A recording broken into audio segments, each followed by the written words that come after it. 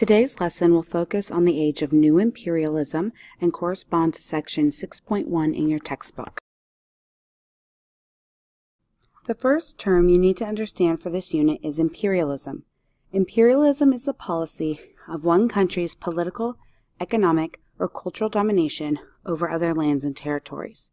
Imperialism extends a country's territory by using diplomacy or military force.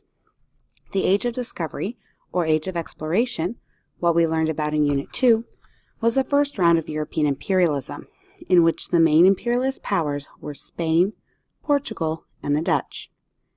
In this unit, we will be focusing on new imperialism, the wave of mostly aggressive European expansion into Africa and Asia from 1870 to 1914. The major imperialist powers were the British, the French, the Germans, and the Belgians. The new imperialism of the 19th century was caused by 5 main motivations or factors. They were economic, political, military, humanitarian, and religious. The Second Industrial Revolution in the late 1800s led to countries and factories needing greater supplies of raw materials such as rubber and petroleum. With the mass production of goods created by the factory system, new trade markets were needed to sell those goods to continue making profits. Colonies would provide both the raw materials necessary to produce products and new markets to sell manufactured goods in.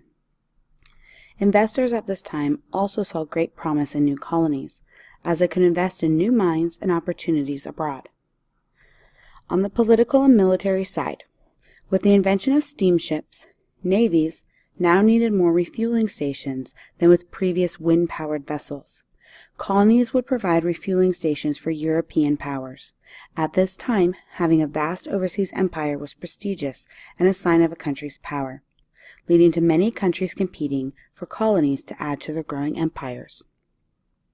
Lastly, many people went into Africa and other colonial areas for humanitarian and religious reasons.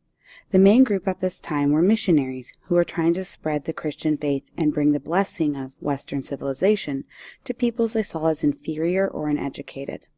Of course, as we look back on this time, we now know that the idea that all African peoples were primitive is a gross exaggeration, Eurocentrically racist, and historically inaccurate. However, Europeans, nevertheless, during this time period, believed in the, quote, white man's burden, as outlined in the poem by Kipling. The idea that Europeans felt the need to civilize and industrialize Africa and other places around the world to make people in their colonies more European. The picture in the top left is a cartoon showing England as a great octopus or sea monster, with their tentacles expanding and stretching across the world, as indicated by the names of their colonies. The second image is showing all the former colonies of both the British and the French empires. The British and French had the most colonies in the world across multiple continents. One factor that allowed Europeans to be successful in colonization in Asia were that many historically strong empires were in decline by this point. In the Middle East, the Ottomans faced many nationalist threats and were losing territory to uprisings. In India, the once strong Mughal Empire was struggling with internal unrest and a series of weak rulers. And in China, the Qing rulers had resisted modernization and Western technology, which by the late 1800s meant China was technologically and militarily behind Western European nations. Western European countries had the benefit of very strong economies which developed due to the Industrial Revolution. States that had gone through revolutions of their own in the 1700s and mid-1800s, like Germany and France, now had strong centralized governments, building up powerful navies and armies. European technology at this time also aided imperialism, with inventions such as the telegraph, which allowed messages and communications to be quickly sent across the world. The invention of the Maxim Machine Gun in 1883 changed the game in colonization, giving European powers, especially the British, a huge military advantage. The Maxim was the first machine gun invented, and it quickly replaced the earlier model Gatling gun. The development of repeating rifles, meaning those that can mechanically repeat discharges of ammunition, also gave Europeans an edge on the continent, since they no longer had to use self-loading rifles, where they had to load each round after every shot. The 19th century also saw the development of the first steamships, and soon this technology was applied to European naval vessels, with the invention of the first battleships and cruisers. Along with the new advancements in warfare, medical knowledge was rapidly developing by the turn of the century. The discovery of quinine to treat malaria in the early 1800s allowed Europeans to more safely travel inland into Africa, as they had previously been afflicted with the disease. For all of the advances in technology and medicine during the Industrial Revolution, Europeans also used local rivalries to pit rivals against each other to help take over colonies. There were three main types of imperialism during this era. First, direct rule, used by the French, meant sending officials and soldiers from France to the colony to rule directly. The goal of direct rule was to impose and spread French culture in the colonies. Proponents of direct rule would argue that colonies were incapable of ruling themselves and needed Europeans to take the reins of government. The second imperial system was indirect rule, which was favored by the British. With indirect rule, a British governor and their advisors made the laws, but local rulers and leaders retained limited authority and ensured laws were implemented in their regions. The British encouraged the local ruling classes to send their children to Britain for school, and then in theory, the children would return and rule in the British manner in their native countries. The third type was a protectorate, where local rulers were left in place, but they were expected to follow the advice of European advisors on trade and military matters. Protectorates are much more cost-efficient, as they do not require the commitment of large amounts of troops or bureaucrats to stay in the colony. A fourth type of imperialism also existed, which was a sphere of influence, meaning an area or region in which an outside power claimed exclusive trading privileges or the right to have a monopoly on trade. An example of this was the United States, which claimed Latin America was in their sphere of influence and therefore limited European trade in Latin America in the late 1800s and into the 1900s.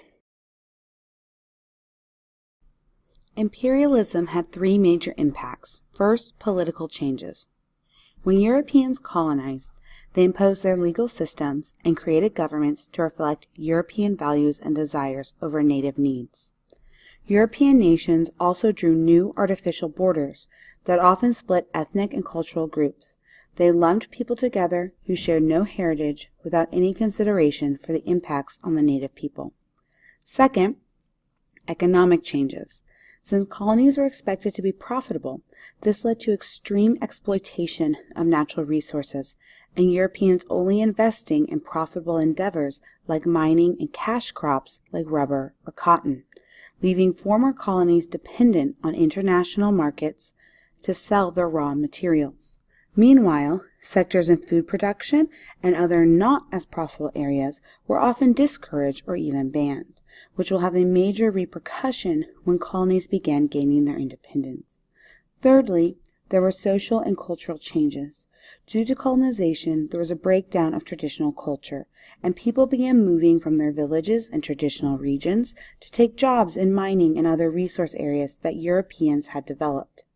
Missionaries began setting up schools to spread Christianity, and European nations often encouraged the rejection of traditional religions and cultures. The cost of governing and maintaining a colony was huge, and to help offset that burden, imperialist nations required local people to pay taxes in cash. The problem was that the only way to earn cash was to sell labor to plantations, work in European mines, or in European-run factories. Because of this, many native peoples became indentured servants or forced slave laborers. Although the new imperialism broke down traditional culture and ways of life, some have argued that colonial rule also brought benefits. One could make the claim that Europeans did build roads, railroads, and set up telegraph and other communication lines in areas previously without. Europeans also brought advancements in medicine and sanitation. European investment led to increased food production in areas and introduced new farming methods and crops. However, usually roads and railroads and other infrastructure improvements were only built to suit European interests, and many places were left critically underdeveloped in comparison. The building of new transportation systems, in the end, just allowed colonizers to spread faster, and in many areas there was a destruction of local culture and traditions.